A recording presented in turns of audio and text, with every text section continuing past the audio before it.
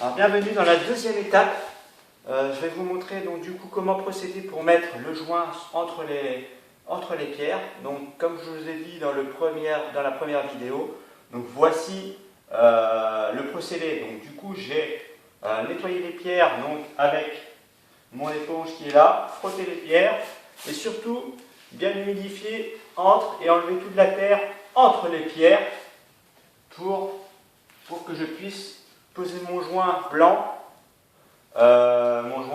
pour pas le salir avec les impuretés, les petits cailloux ou surtout la terre qui va donner un aspect marron au joint. Donc surtout enlever bien la terre. Du coup, je vais vous montrer ce que ça donne. Donc voilà. Donc là j'ai enlevé tout ça, toutes les impuretés du mur pour passer mon joint blanc. Donc du coup bien humidifier tout votre mur et vous serez paré pour mettre votre G20, le monodécor. Alors du coup vous prenez une langue de chat, donc c'est une petite spatule pour justement passer entre les cavités, boucher les trous.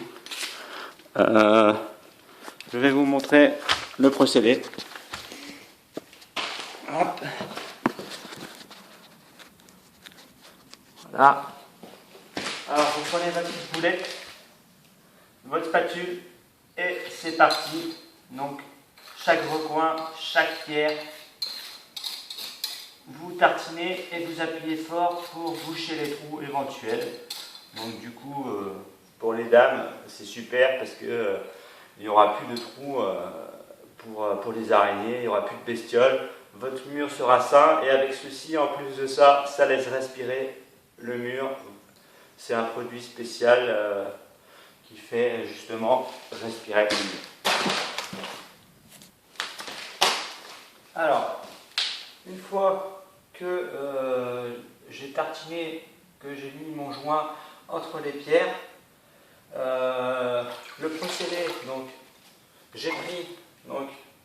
j'ai bien d'abord lavé tous mes ustensiles, j'ai mis de l'eau avec une éponge et le plus dur reste à faire, nettoyer, lisser tous les joints en prenant soin de nettoyer à chaque fois les pierres. Donc si vous ne nettoyez pas bien les pierres elles vont rester blanches, ça ne fera pas ressortir la pierre et ça fera beaucoup moins joli que si vous ayez bien nettoyé les pierres. Donc je vais vous montrer le procédé. Alors, ici, ce sont les joints que je viens de faire, que je viens de mettre. Alors vous voyez, hein, c'est pas lisse, c'est pas propre, c'est moins esthétique que par exemple les joints finis au-dessus. Alors c'est vrai qu'il y en a qui préfèrent qu'il y ait des gros pâtés comme ça, c'est sûr, ça va plus vite. C'est moins long, c'est moins chiant à faire, mais l'aspect final comme ça, il n'y a pas photo.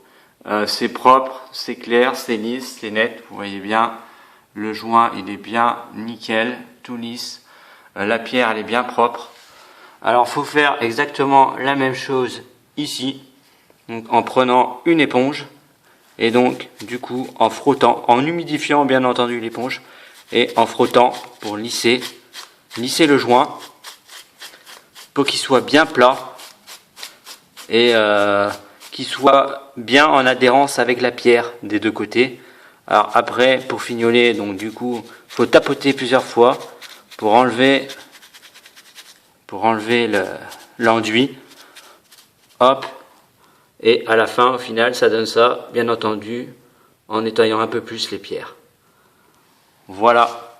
Donc je vais réaliser cette partie-là et je vous montre tout de suite après. Alors voilà, une fois fini. Alors, là c'est le sec de tout à l'heure. Et donc voici. Donc ici on voit bien que c'est bien lisse. Les pierres sont bien nettoyées, elles sont plus blanches. Il y a juste à passer un petit coup de pinceau pour enlever les petits grains blancs là, vite fait, et votre mur sera nickel. Il n'y a plus que maintenant, il n'y a plus qu'à attendre que ça sèche. Et bien évidemment, comme là c'est mouillé, c'est plus sombre. Là c'est plus clair. Une fois séché, c'est nickel, c'est propre. Voilà, je vous remercie de m'avoir suivi et à la prochaine pour une nouvelle découverte en bricolage. Merci, bonne journée.